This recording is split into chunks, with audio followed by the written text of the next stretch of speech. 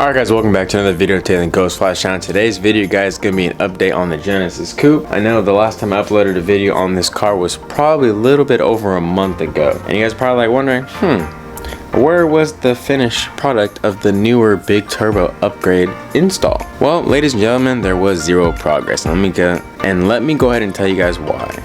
So the turbo has been in and out of the car approximately 6 times in the past month, and is about to come out for the 7th time because I've been chasing this same issue every single time on this car. So the car would idle fine and would, for the most part, drive fine. And then as soon as I get into boost, oil, smoke everywhere. Every single time I leave it on the car on the lift, idling for 20-30 minutes, wouldn't leak. I would try to drive it on the lift, wouldn't leak. Rev it, would not leak. Drove it up and down the street in front of my house, did not leak. But as soon as I hit the main road, it went into boost, oil everywhere. So before I pull this out for the 7th time, I figured hopefully this is the last time. So why not film it? Because I think I've narrowed it down to the problem. So at first I thought it was you guys can laugh at me, but the hose to the oil drain was loose. Tying that up, figured out that wasn't the issue. Pulled the turbo out the 2nd time.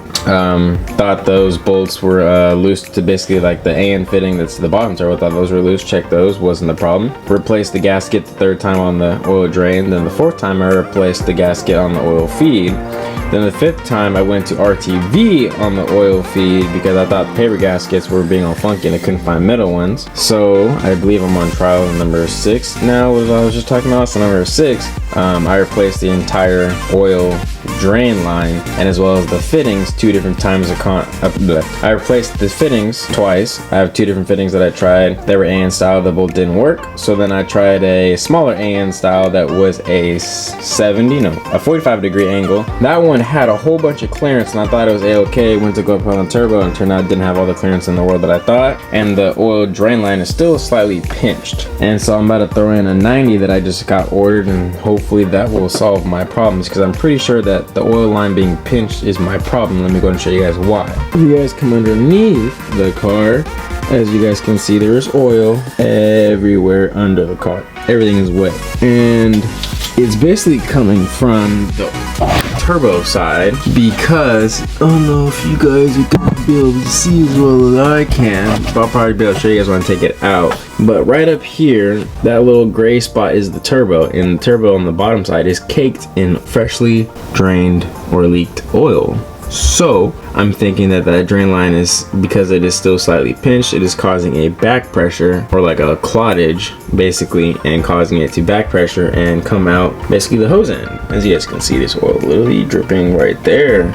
So we're gonna go ahead and get this pulled out for the 2nd time in the past month, and I'll update you guys when it's out. I'll probably just time lapse me pulling everything out and then show you guys how oily the turbo is when I pull it out.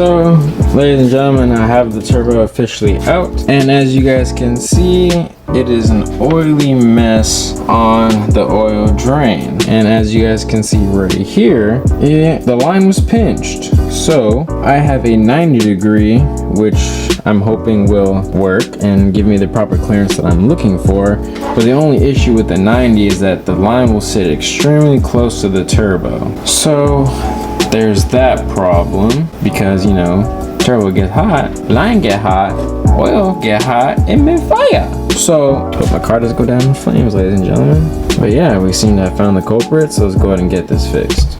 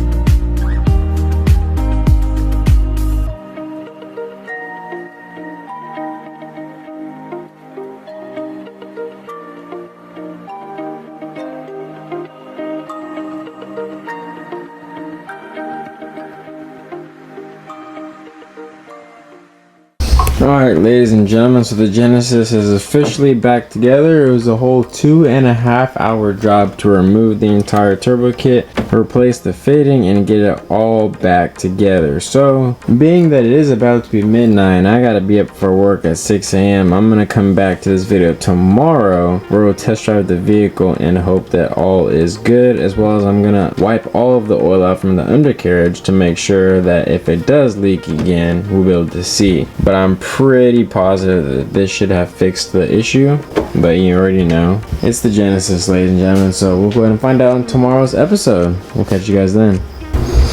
Alright guys, so it is the very next day. We are back. I forgot to pick up the vlog camera and I went and took the Genesis for a drive real quick, and as you guys can see from my demeanor, it looks like we'll be on trial number 8, ladies and gentlemen. I don't know what the problem is with this oil drain line, bro. Like, I don't know if you guys can see on camera. There's a lot of oil down here. So there's my turbo. You guys can't even freaking see. So you guys can probably barely see behind this vacuum line. But that is my motor mount. And it won't focus, but that is covered in oil, ladies and gentlemen. Coming exactly where the oil drain line is. Oh look, right down here. So here is the motor mount. You guys still can't even see it because it's freaking blurry as all heck. Let me just go ahead and take you guys underneath the car where you guys can see the current puddle of oil forming. And you guys want to see how drastic of a leak this is? Oh, I bought my camera and literally everything. I don't know if you guys can tell, but all of that is oil, guys.